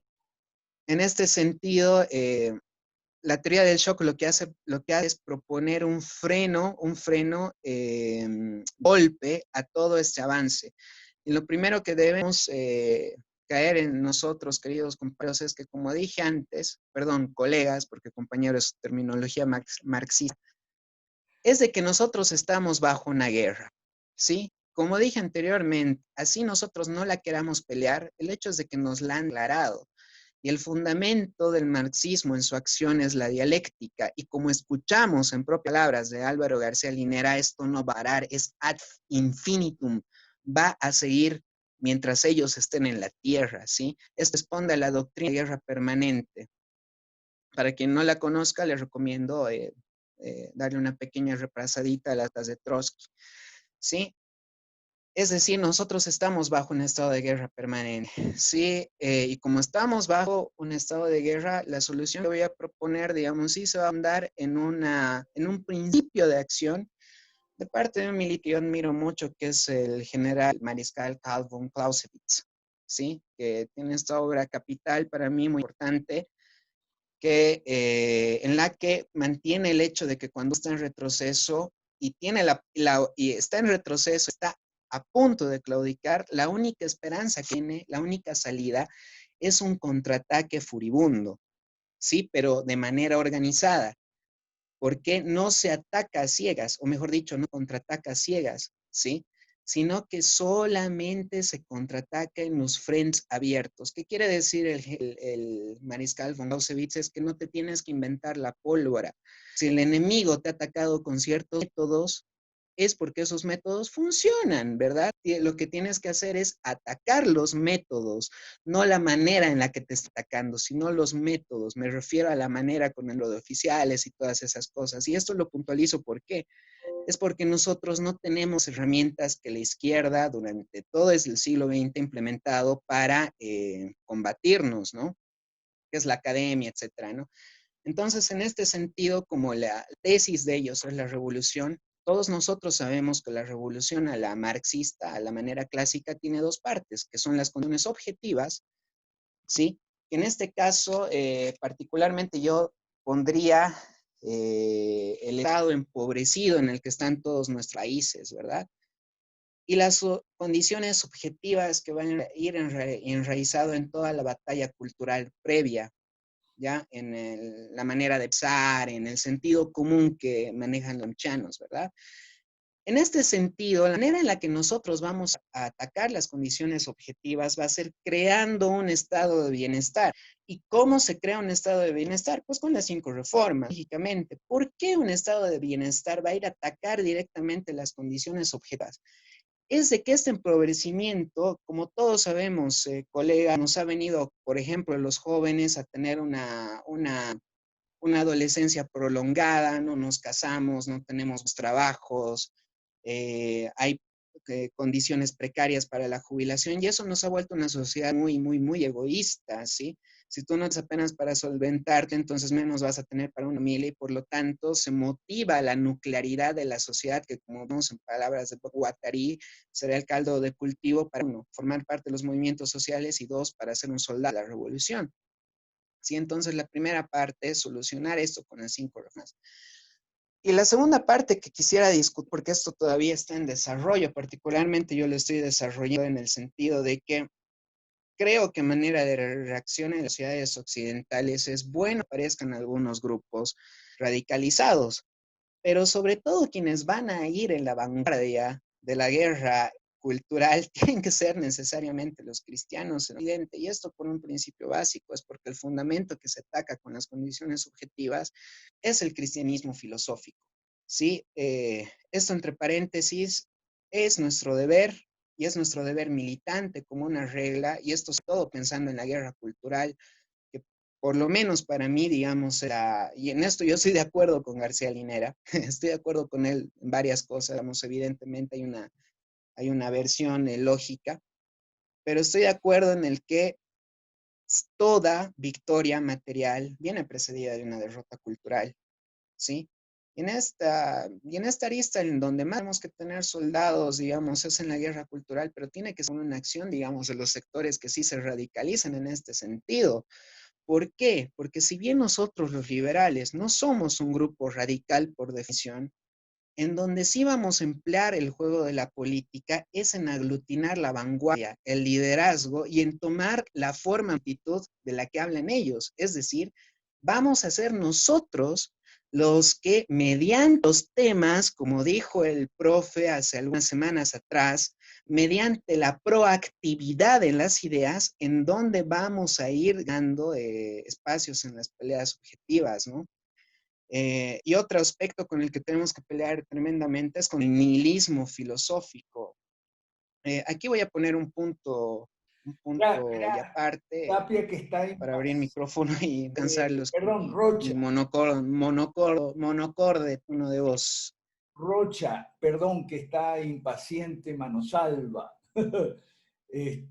Adriana, que quiere la palabra. Antes que nada, quiero responder a Tapia sobre autocrítica a los multimillonarios rojos súbitamente enriquecidos. La única autocrítica que se puede escuchar ahora es la del señor Pepe Mujica. Él es el único que en todos los ambientes, de los espacios, los foros de la izquierda, llama la atención sobre ese punto. A los demás les importa un pepino, disfrutan sus millones sin problemas. Eso Mujica ahora. Antes había otro que sí hacía mucha crítica y era Chávez, pero Chávez se murió. Chávez tenía toda su familia enriquecida. Y una vez en Barinas, que era en Barinas, ahí que era su feudo, encontró un auto nuevo de alta gama, recién comprado de agencia por uno de sus hermanos. Entonces le pidió la llave, encendió el auto y lo estrelló contra un árbol. ¿Okay? criticando justamente. Pero esas críticas de Mujica y de Chávez, eso no le hacen mella, porque el dinero les sirve, lo usan y lo usan para mucho. Y antes en la historia, Lenin no le Stalin no le reventaba los automóviles, pero los mandaba a Siberia o a fusilar a lo que él llamaba los corruptos del partido, ¿okay? Y tampoco tuvo mucho éxito en eso. Ok, si no te importa, Daniel, podríamos darle la palabra a Adriana Manosalva, que está impaciente. Sí, por favor. Ok. O Daniel, ¿puedes terminar tu idea o retomas ahora? Bien, para terminar con las cuestiones subjetivas, hablaba del nihilismo campante, ¿no? Voy a terminar con este pequeño concepto y, bueno, tal vez va a ser un poco polémico lo que voy a decir, pero me parece de que luego de haber hecho un recorrido, digamos, por toda la filosofía posmodernista, deconstruccionista, que le va a dar el sustento, digamos, en ideas universitarias a todo lo que es esta guerra social, y a todo lo que comprende la guerra social, va a caer sobre todo en la subjetividad de la pobreza que antecede todas sus ideas. Es decir, la idea de deconstrucción no nace sin que primero haya una cosa que ya haya sido construida antes, ¿no? Y en este caso va a ser el estado de bienestar que ha tenido el liberalismo en las sociedades libres. Recordemos de que, por ejemplo, la escuela de Frankfurt en realidad lo que va a hacer es intentar de que funcione en las sociedades libres una revolución, ¿sí? Pero se van a anclar directamente en el tema cultural, ¿sí? En el tema subjetivo de las cosas, donde, repito, hay una obsesión de parte de la izquierda de materializar la idea. Y ese es el gran avance de García Linera. Particularmente yo creo que va a pasar a la posteridad, que existe una posteridad después de esto. ¿Sí? Si es que a la izquierda no triunfa y incendian todo, el tipo va a pasar a la posteridad porque literalmente lo que está dando es un manual para materializar la idea. ¿Sí? Eso es lo friante de todo esto. Y cuando yo tocaba, digamos, de que gente como Harari, por ejemplo, ya está hablando de transhumanismo, noten una cuestión, García Linera decía, esta es una revolución que tiene que continuar, derrota cultural, derrota material, y así hasta el fin de los tiempos, ¿sí? En Terminator, ¿quiénes son los que hacen una revolución marxista? ¿Se dan cuenta? O sea, ya nos está avisando que esto no va a parar, no va a parar.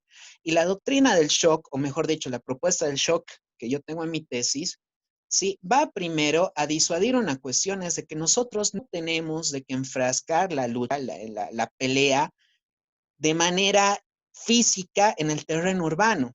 Sí, últimamente aquí en Bolivia ha aparecido un grupo de muchachos bastante entusiastas y algunos delincuentes que se hacen llamar la resistencia juvenil, ¿sí? Que supuestamente están en contra de los bloqueadores del MAS y que no sé qué cosa, ¿sí? Y supuestamente cuando Evo Morales renuncia en octubre, ellos se sienten bastante victoriosos, dicen, no le hemos vencido al tirano y que no sé qué cosas.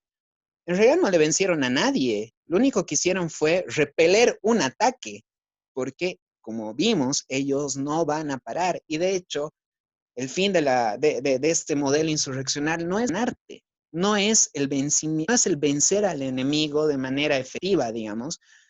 ¿Por qué? Porque inmediatamente va a aparecer otro punto de disputa que va a ser el terreno cultural. ¿Se dan cuenta? O sea, es el negociar.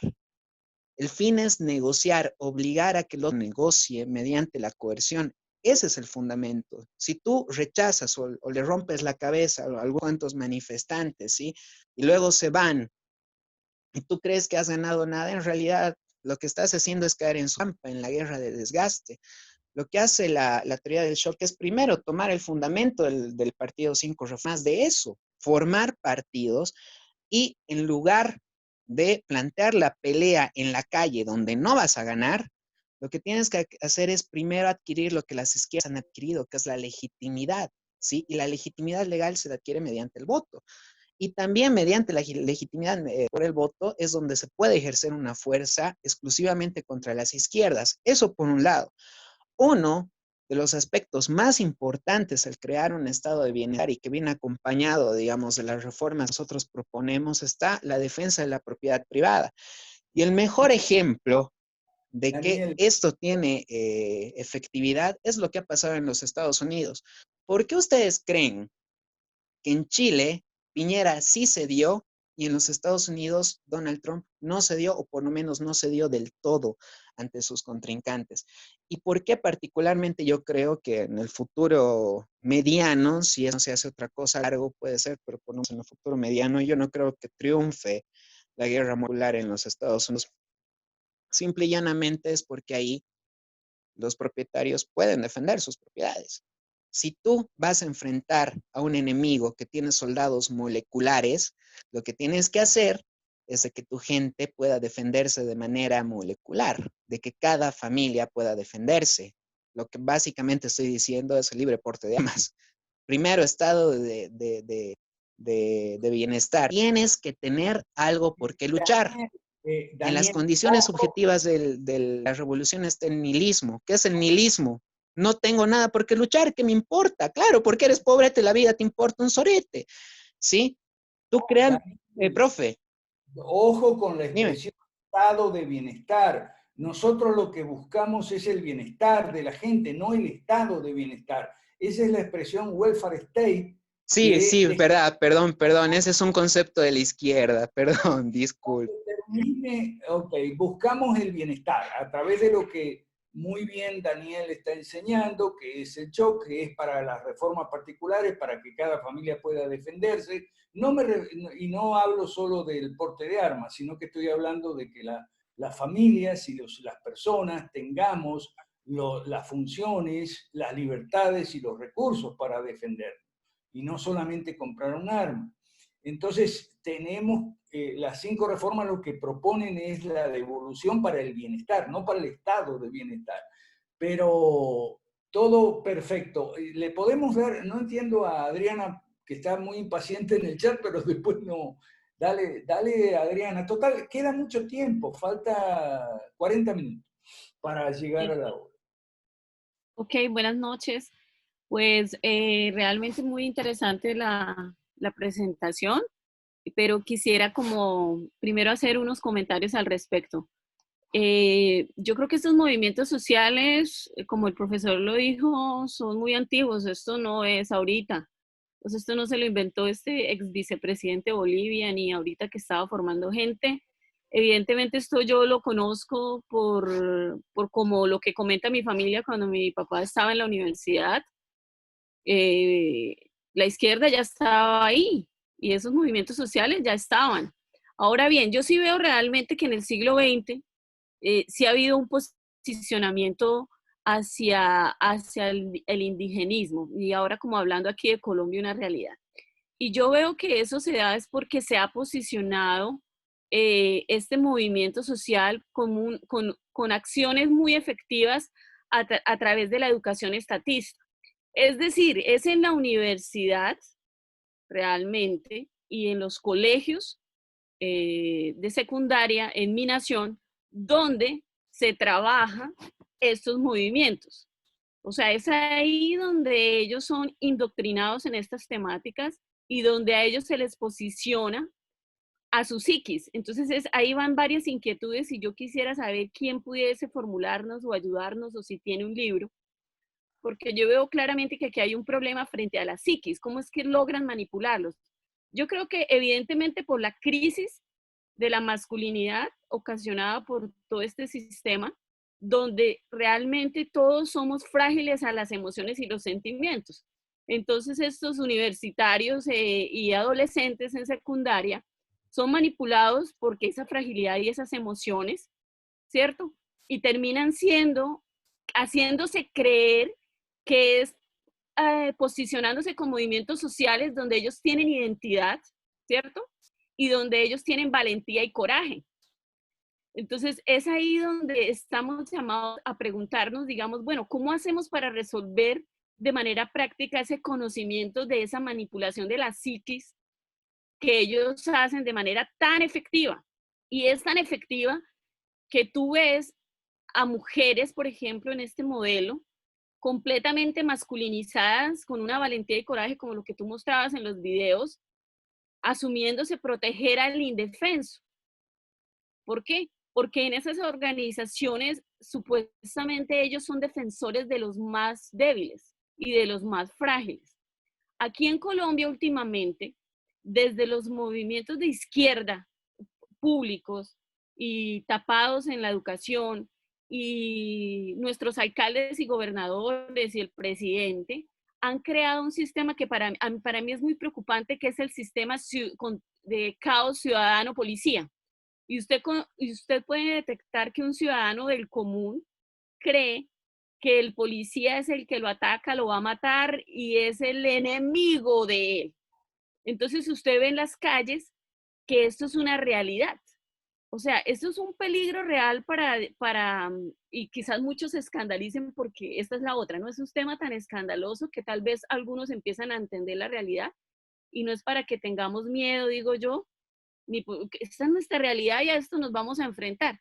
Entonces, la pregunta es, ¿qué hacemos para resolver esta dinámica de acción frente a la psiquis que hacen ellos? Y yo creo que definitivamente es que nosotros nos centramos en movimientos del individuo y las familias. ¿Por qué?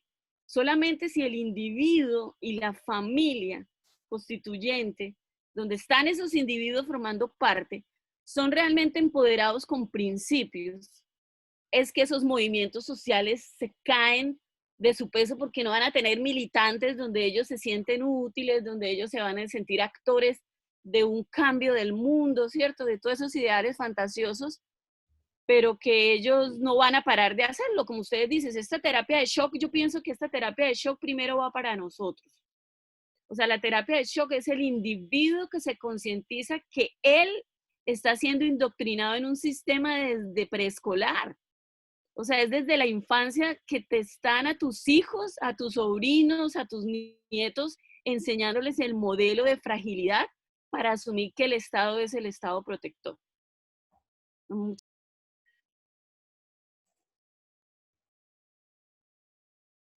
Aló. Adriana, se cortó.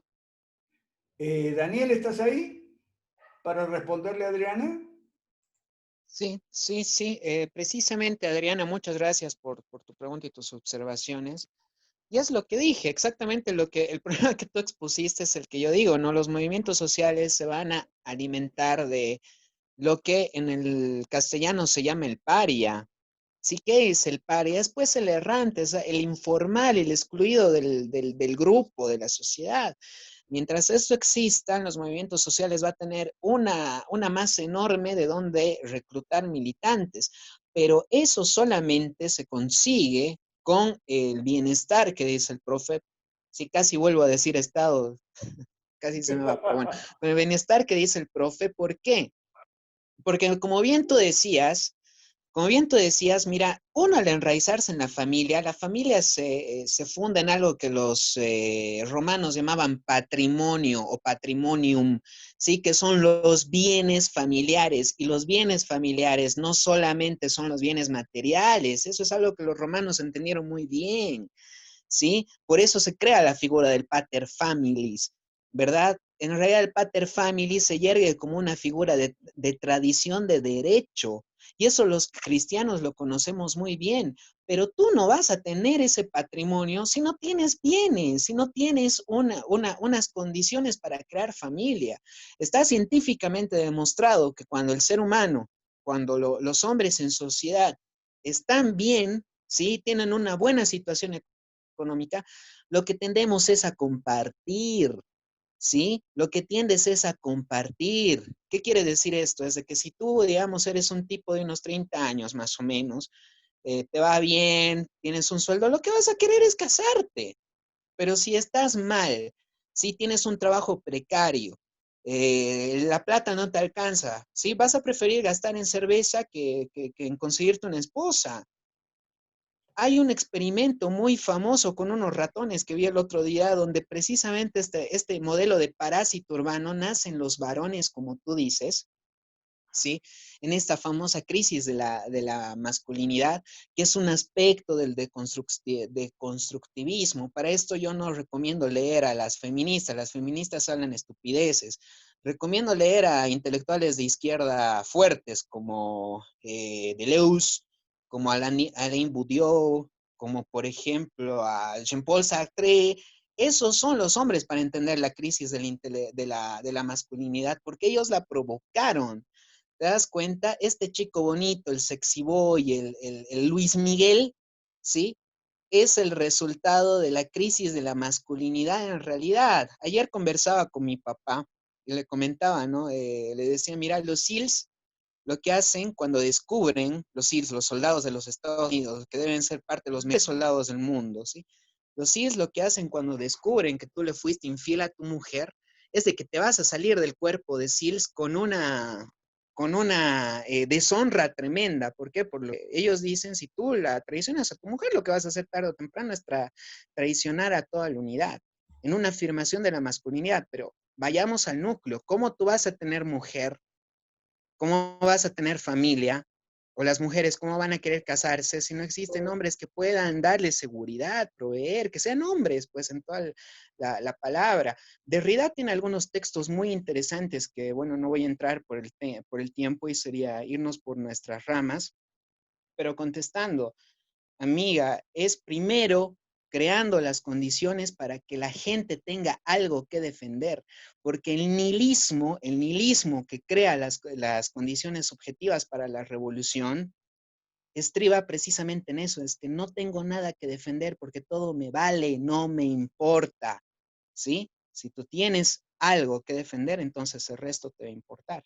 Y la segunda parte, en las condiciones objetivas, es, creo yo, particularmente, en que nosotros tengamos la vanguardia con el método del fusionismo de aglutinar a los sectores radicales que no se alinean a la izquierda, ¿sí?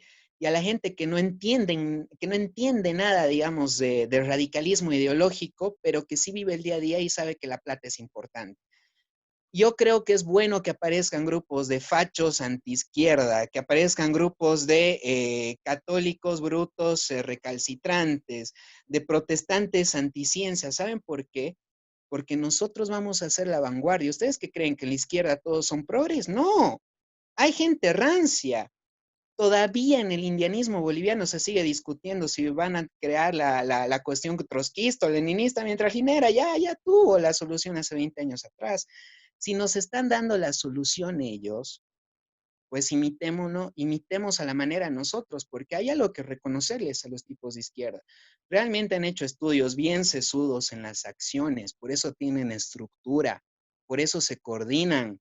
Es bueno leerlos con criterio. Sí, cambio.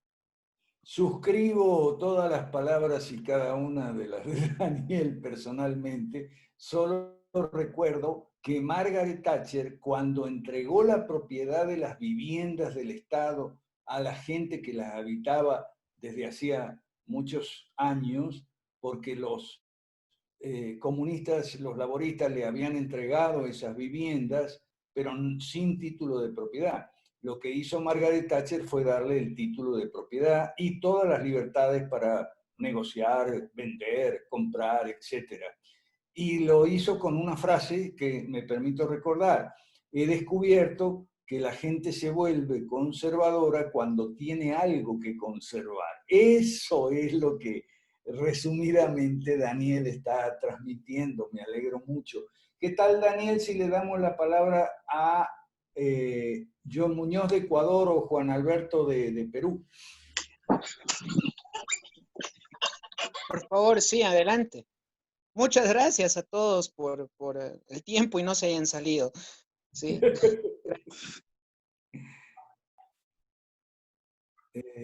Fernando Gainza también quiere... Dale, Juan Alberto. Adelante, John Muñoz. Buenas noches, Daniel, un gusto y es un placer la exposición que tú nos has brindado, es muy buena. La pregunta mía es simple. Quiero saber si los indianistas de Bolivia surgen del catarismo o el catarismo surge de los indianistas o son ideologías políticas contrarias. En algún momento se fusionaron ellos. ¿Por qué te digo? Porque de todo lo que tú has expuesto, para mí hay un elemento común, es el resentimiento social. Ese resentimiento social fue enfocado de una manera objetiva y subjetiva en una realidad. En la realidad de Bolivia, en la realidad de Ecuador, en la realidad de Perú y en la realidad de toda Latinoamérica. La pregunta, te reitero, quisiera saber si el catarismo viene del indianismo o el indianismo surge del catarismo, o siguen todavía siendo unas ideologías políticas contrarias.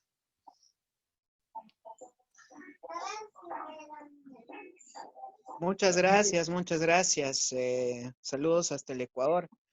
Y sí, muy buenas las relaciones, muy buena la pregunta. Lo que pasa es de que, bueno, yo no he entrado a puntualizar porque nos íbamos a quedar mucho tiempo y el profe sabe que yo tiendo a irme por las ramas, así que bueno, preferí no andar en esas cuestiones, ¿sí? Pero sí, el catarismo viene del indianismo y el indianismo, al menos en Bolivia, tiene, bueno, discúlpeme, yo voy a hablar de lo que conozco que es mi país y Chile, ¿sí? Pero en Bolivia los antecedentes, por lo menos teóricos del indianismo, van a venir con las tesis de Pulacayo. Bueno, si existe la posibilidad y si el profe me deja, por supuesto, voy a buscar en esta semana, me comprometo a algunos textos y colgarlos en el grupo para los que estén interesados, ¿no? Con la tesis de Pulacayo y posteriormente van a haber algunos otros intelectuales en Bolivia muy pesados y fuertes en el continente, como por ejemplo va a estar el señor, se me viene este libro famoso, Nacionalismo y Coloniaje, Carlos Montenegro. Carlos Montenegro, Nacionalismo y Coloniaje, queridos amigos, es una especie de Mein Kampf a la boliviana. ¿Sí? Daniel, una consulta. Y es Disculpa. bastante patológico porque nace a la luz precisamente después de la derrota boliviana en las trincheras del Chaco, ¿sí? Ahí va a aflorar un sentimentalismo boliviano que va a encontrarse con las contradicciones propias puestas por las guerrillas que todos vivimos en Sudamérica por parte de los masones libertarios, Bolívar, O'Higgins y demás cosas. Miren que Gloria Álvarez no era la primera libertaria, ¿sí? Los que hicieron todo este desastre que se llama Sudamérica fueron libertarios encabezados por Bolívar, pero no me voy a ir por las ramas, así que te contesto la pregunta. Si va a venir desde ahí, ¿sí? Viene de las trincheras del Chaco, y tengo entendido que precisamente por las guerras que tienen ustedes con el Perú, tal vez José Luis Tapia también pueda aportar un poco de esto luego, en ambos países, por influencia de Montenegro, hasta donde yo sé, este texto se va a exportar y van a nacer ciertas corrientes del indianismo, ¿no? Dos cosas que tengo para recomendar es lo siguiente. Es libro, dije así, Nacionalismo y Coloniaje de Carlos Montenegro, y los otros van a ser las tesis de Pulacayo, ¿no? Y luego hay un intelectual muy importante aquí en Bolivia que va a ser el señor Zabaleta, ¿sí? Como dije al comienzo de la ponencia, lo primero que va a hacer García Linera es dar una fuerte crítica a la izquierda tradicional, precisamente porque la izquierda tradicional, al no tener las herramientas intelectuales, no van a tomar al indio como sujeto de revolución, es decir, al indianismo. Una pregunta, Yo creo Daniel, que, disculpa. bueno, si ya se diera otra oportunidad, Bueno, ahondaríamos en estos aspectos. Perdón, si queda tema, podemos seguir el lunes que viene. No hay ningún problema, creo yo, si nadie se opone. John Muñoz quiere seguir interviniendo. Dale, John Muñoz, Sí, y después vamos. una sola intervención nada más, Alberto. Yo entiendo que el indianismo se enfoca al etnicista, son étnicos prácticamente. El catarismo se enfoca más al campesinado, pero ellos se mantienen todavía con ideologías políticas contrarias, porque tú hablas del nacionalismo y el colonialismo de este autor que me gustaría leerlo. Yo entiendo que el Estado nacionalista es un Estado con una concepción muy pequeña como Estado. ¿Por qué? Porque se restringe, simplemente.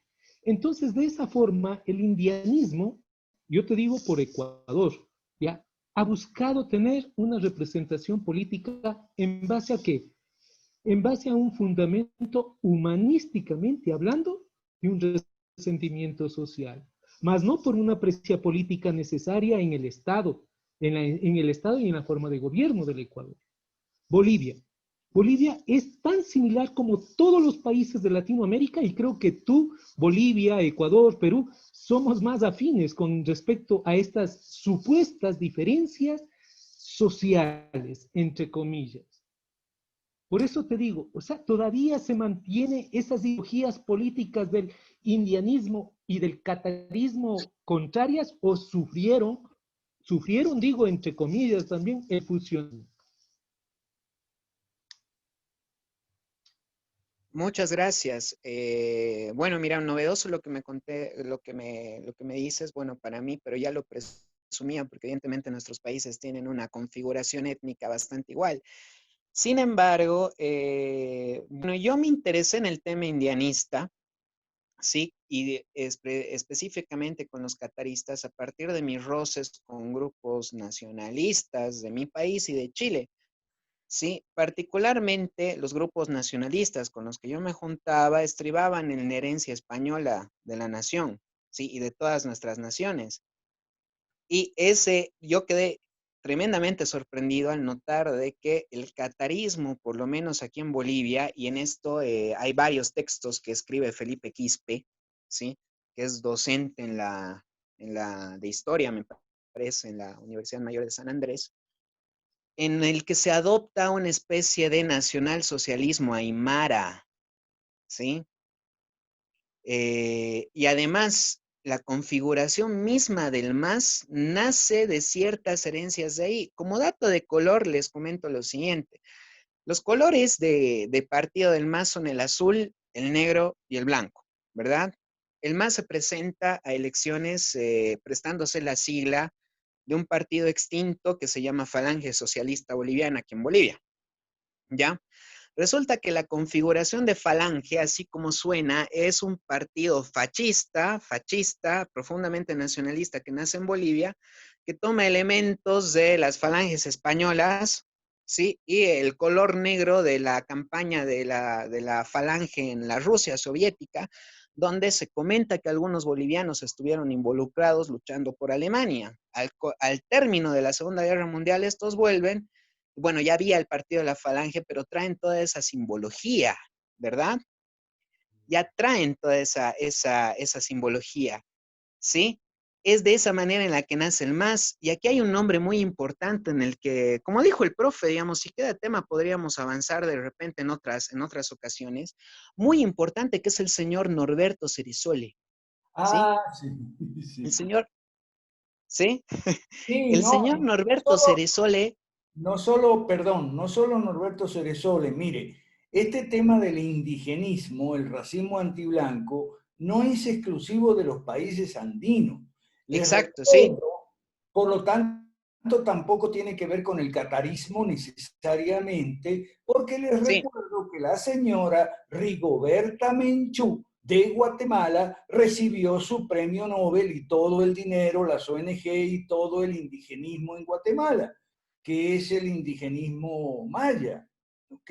Entonces, no es solo de Sudamérica, la parte andina, esto es en toda la región. Les recuerdo también que aquí donde yo vivo, en México, están en Chiapas los indigenistas también reclamando por la masacre de Ayotzinapa, y esa fue una reivindicación, entre comillas, que explica el triunfo de Andrés Manuel López Obrador, que no es indígena, ni catarista, ni andino, ni nada de eso.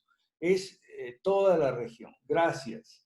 Pero profe, sin ir muy lejos en el tiempo, sin necesidad de hacer un análisis muy sesudo, el primer progre propiamente llamado de la historia, que yo lo consigo así, que es el señor Jacques Rousseau, ya hablaba pues de los pueblos indígenas aquí, de las bondades que tenían, o sea, gente, lo único que tenemos que hacer es un poquito repasar, digamos, lo que ya habíamos aprendido hasta esta época. Evidentemente no es novedoso, pero el catarismo va a ser importante. ¿En qué sentido? En las herramientas insurgentes que va a dar al resto de los movimientos indigenistas de la región. ¿Por qué? Porque como muy bien dijo el profe, García Linera viene con esas ideas precisamente de Guatemala, y lo dice él, ¿sí? Lo dice él, o sea, no hay ningún secreto ahí. Lo que pasa es de que en Bolivia y en toda la región tenemos a gente tremendamente ignorante que considera a la izquierda inactiva y precisamente por eso no leen, nada más para contentarse en su propio fango, nada más, ¿no? No sé qué quieres aumentar esto, profe. Y esto, podemos seguir con este tema de la guerra social el lunes que viene, pero podríamos irnos hasta el siglo XIX. Ustedes saben quién fue Benito Juárez aquí en México. Era un indígena o mestizo, y Benito Juárez los padres de Mussolini le pusieron Benito a Mussolini cuando el nombre en italiano es Benedetto, no es Benito. Se lo pusieron Benito por el indigenista Benito Juárez de aquí de México, donde yo vivo ahora. Vamos a seguir el tema el lunes que viene con este tema de la guerra social, si a ustedes les parece bien, porque da para mucho, queridos amigos. Y falta, aquí hay manos levantadas. Está Fernando Gainza de Bolivia, Rodrigo Mora de Chile y Juan Alberto Ugas de Perú, además de Ariel Vázquez también de Bolivia. Adelante, no sé, Daniel, si le das el micrófono a alguno de los que tienen mano levantada. Pero recordemos que vamos a... Vos estás en controles, dale al que tiene la mano levantada primero, ¿no? Sí, ahí es... No, yo no tengo el control. A ver si, Juan... No sé si... Puedo ingresar, profesor, puedo ingresar. Dale, Ariel, adelante. Okay. Sí, bueno, en la experiencia de mis épocas de estudiante, sí vi resurgir primeramente el indianismo, y hay un autor, aparece un autor, obviamente después de que viene Montenegro con nacionalismo y coloniaje, después aparece un mentado autor que se llama Fausto Reinaga. Sí. Fausto Reinaga escribe 2 libros, La tesis india y La revolución india. Y ahí es donde empieza a surgir, ¿no?, la instrucción ya de los pueblos originarios. O sea, para mí el primero y el que vi también ya en acción fue a Fausto Reinaga. Después él muere, le pasa a su hijo Huáscar Reinaga, que ya no tuvo la misma repercusión que el padre. Sacó 1 o 2 libros más que no tuvieron mucha incidencia y ahí quedó. Pero sí que fue uno de los autores que más repercutió en los ámbitos, digamos, de las personas autóctonas o indígenas, como ustedes quieran llamar. Solamente ese aporte. Gracias. Gracias. Fernando, Juan Alberto. Sí, un pequeño agradecimiento para Ariel, porque sí, yo había mencionado las tesis de Pulacayo y el autor es Fausto Reinaga. Muchas gracias, Ariel. Había nombrado a varios y increíblemente se me va este nombre, ¿no? Pero es otro nombre para anotar. Muchas gracias, Ariel. Aló, buenas noches. ¿Se me escucha? Gracias a ti. Ok. Buenas noches a todos. Gracias, Dani, por bueno, la información que nos transmites, valiosísima. Y definitivamente, el otro día revisando algunos temas igual sobre el pensamiento que desarrolla García Linera, hay una reflexión bien interesante que él hace y dice cómo consolidar los logros progresistas y es más profundizarlos, o sea, generar esa hegemonía política de izquierda en Bolivia principalmente, y bueno, era una reflexión que le hacían en una entrevista, ¿no? Y él define 3 puntos muy interesantes. Primero, seguir ganando de manera multiforme y en todos los terrenos posibles las batallas de las ideas para lograr el monopolio de estas y la dirección del sentido común, generando narrativas que modifiquen el pensamiento de las masas. Primer punto. El segundo, dar muestras palpables, convincentes y duraderas de que la búsqueda de modelos alternativos al neoliberalismo ayuda a reducir la desigualdad social y que el postneoliberalismo no puede ser solo un discurso contestatario, tiene que ser una forma de organización social y de distribución de la riqueza. La tercera forma de consolidar esto, de lograr consolidar la hegemonía de izquierda, es mantener los modos de movilización social capaces de defender los logros alcanzados por el progresismo y la ampliación de derechos. ¿Ya? Solo los movimientos sociales deben mantener su capacidad de organización. Su transformación en el poder del Estado no debe significar la disolución, ni la burocratización, ni el debilitamiento, sino una transformación adecuada para ser poder social y a la vez poder estatal, porque esta dualidad es la que realiza la defensa de la expansión y la consolidación progresista, ¿no? Entonces, justamente este sistema de izquierda llega después de los 20 años de neoliberalismo acá en Bolivia, ya porque acá el enemigo que él, digamos, identifica son los neoliberales, no habla de liberales, habla de neoliberales, y los neoliberales fueron tan neos como alguna vez habíamos comentado, que de liberales tuvieron muy poco, cayeron, es más, el 2003, por, como decía bien Daniel, por implantar un impuesto, unos salarios que eran realmente miserables, ¿no? Entonces los primeros en amotinarse fueron la policía y demás, pero surge en este tiempo, como se ha ido generando crisis y además el MAS ha sido tan hábil desde el año pasado con estos problemas sociales que hubieron, ya se escucharon voces, no necesariamente de sus militantes, que decían, bueno, a la larga con el MAS estábamos mejor, la economía funcionaba, mira, hemos tenido 14 años de bonanza, realmente estos de la derecha, porque les dicen de derecha, los que están ahora en el poder, que son igual de zurdos, no traen, no generan riqueza y no saben cómo mejorar las condiciones de vida, ¿no? Entonces, justamente esa es la alternativa 2. Por ejemplo, acá en La Paz han generado un teleférico que jamás se hubiera soñado, digamos, ver hace años en la parte de los gobiernos neoliberales, ¿no? Porque realmente no hubo grandes obras de infraestructura en esos años, ¿no? Y quién diría, la izquierda penosamente ha traído de alguna u otra manera mayor progreso que los neoliberales. Entonces ahí vemos que realmente los neoliberales le hicieron un flaco favor, digamos, al desarrollo de la nación y entregaron la posta a los de izquierda y esta gente, de alguna u otra manera, generaron mayor, por lo menos, sensación de prosperidad, una burbuja de consumo, digamos, sostenida mucho por el endeudamiento, la emisión monetaria, además, moviendo, digamos, la variable del gasto fiscal, ¿no? Y obviamente hoy si alguien hace un análisis sin tener mucha ideología, sin tener mucho conocimiento, puede caer en el error de decir realmente la izquierda ha traído más progreso que los neoliberales, ¿no? Pero sin embargo ahí es el espacio que nos dejan a nosotros como liberales, genuinos liberales, de decir y de tachar o de poner los puntos sobre las IES y decir que, bueno, los neoliberales definitivamente no eran ni liberales, ¿no?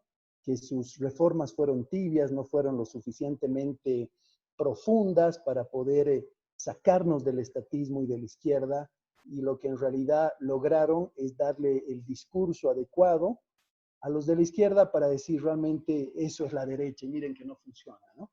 Entonces, básicamente eso quería acotar, profesor. Gracias Fernando. Aprovecho para pasar dos avisos. Aviso 1. Pasado mañana miércoles en el conversatorio va a tratar el tema de los cristianos. ¿Qué pito tocamos los cristianos aquí en este berenjenal?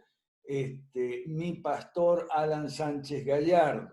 Y yo voy a hablar el tema del laberinto, porque en la entrevista que me hicieron los de Costa Rica, que estamos construyendo ese movimiento en Costa Rica, quedaron algunas cosas en el tintero. Eso para el miércoles que viene. Y para el lunes siguiente, aquí en el laboratorio vamos a seguir con este tema de la guerra social. Está Rodrigo Mora y Juan Alberto Ugas con las manos levantadas. Si queda... Tocayo, gracias. Lo que pasa es que ya yo me voy retirando al otro Zoom, tenemos directorio en Perú, pero como esto va a continuar, la pregunta la dejo al pendiente, porque si no dejaría la pregunta y no la voy a poder escuchar. De todas maneras, un abrazo, Daniel, muy interesante la reunión. Gracias, gracias. Rodrigo Mora de Chile. Bendiciones, Alberto, un abrazo. Gracias. Buenas noches, Daniel.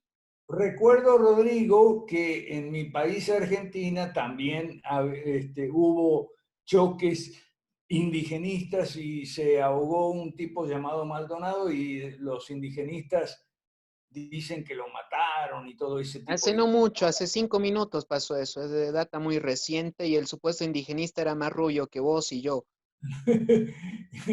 Bueno, no fue hace 5 minutos, fue hace un tiempo, ya varios meses.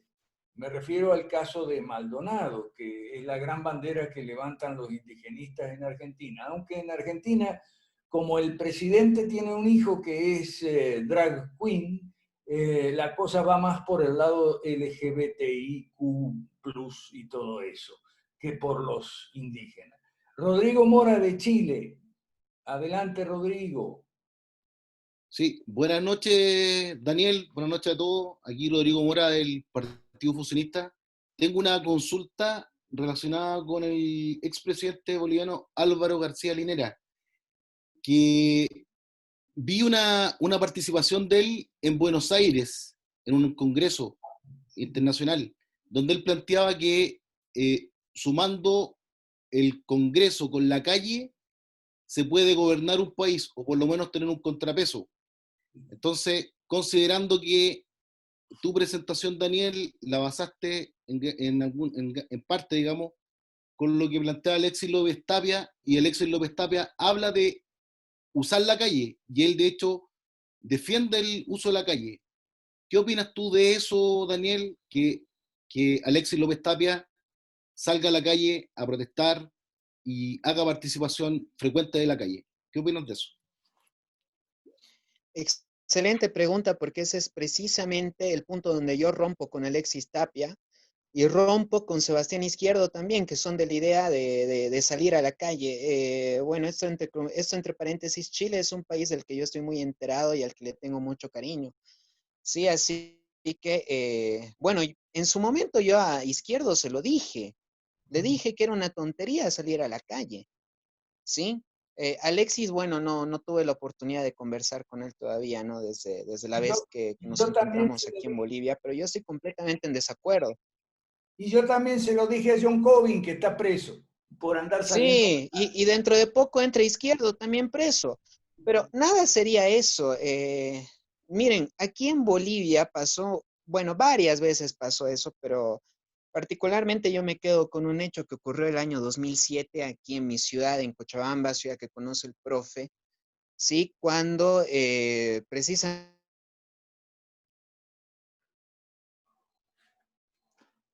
¿Aló? Se te fue el sonido. Yo por lo menos no escucho.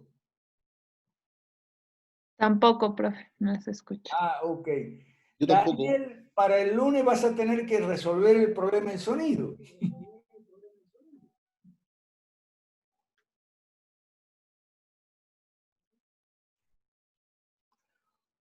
Bueno, Daniel va a resolver el problema del sonido para el lunes, si Dios quiere, y el lunes seguiremos con este tema.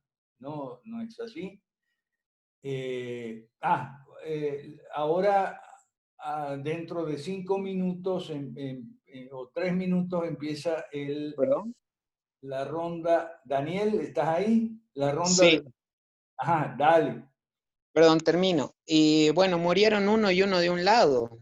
Sí, hasta ahora recuerdo muy bien los nombres. Uno era un jovencito de 17 años, citadino, Cristian Urresti, y el otro era un campesino, Juan Ticacolque. ¿En qué quedaron las cuestiones hoy en día es de que Cristian Urresti es un mártir de la democracia y Juan Ticacolque tiene su nombre está en una plaza y es el abanderado de la izquierda y con eso hicieron mucho estilo. De Cristian Urresti no se acuerda nada más que su familia y unos cuantos de la ciudad. Ni siquiera llegó a la categoría de mártir, o sea, murió en vano, ¿sí? ¿A qué me voy con esto, querido amigo? Es de que si tú sales a la calle a enfrentarlos y casualmente los logras vencer, supongamos que vences, habrás repelido un ataque, ¿sí? Habrás ganado una batalla, no la guerra, porque el modelo de guerra que ellos están proponiendo no tiene como objetivo ganar, sino el objetivo es el tumulto. Y esto a mí me sorprende que no lo llegue a dilucidar Alexis López, ¿sí? Tú no puedes combatir con grupos, digamos, batallas para repelerlas solamente. Lo que tienes que hacer es atacar la cuestión integral. Y lo que pasa con estos grupos como la Resistencia y demás cosas, por lo menos aquí en Cochabamba, ¿quiénes son los de la Resistencia? A ver, son chicos con mucho tiempo libre y mucha cerveza en el estómago, ¿sí? Son hijos generalmente de gente acomodada que, bueno, pasan clases de piano, que pasan clases de fútbol, ¿sí?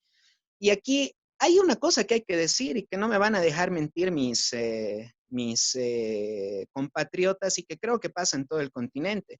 Hay mucha gente que en esta elección no va a votar por Evo Morales, no porque deteste el sistema, sino porque Evo Morales es indio, simple y llanamente por eso, ¿sí? O sea, nosotros estamos en una fase de constructivismo muy fuerte, que está tomando las acciones por el hígado y prácticamente aquí en Bolivia no hay una dirección política que proponga un contrapeso aquí. Y el hecho de que la gente tenga que salir a las calles, ¿sí?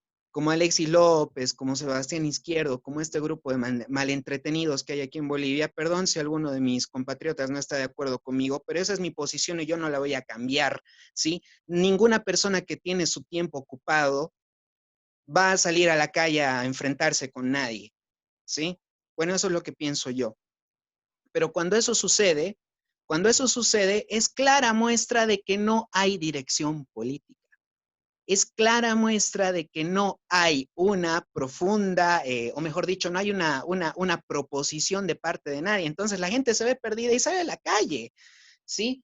Y en concomitancia con lo último que dije, quisiera terminar con esto que lo dejé atrás y Anaí me lo recuerda poniendo la diapositiva aquí, que fue una cosa que yo dije al comienzo y es la crítica que le hace Álvaro García Linera a la izquierda tradicional cuando dice que no tomaron el tema del indio.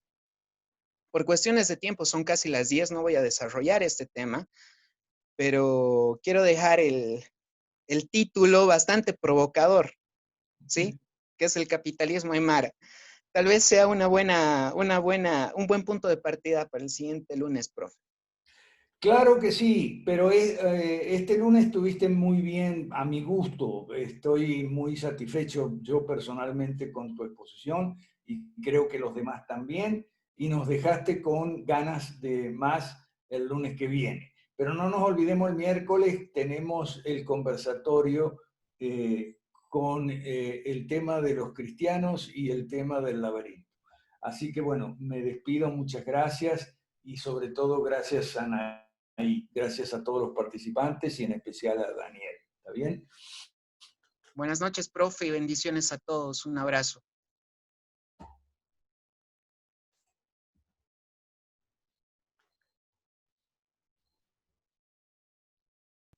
Buenas noches, maestro.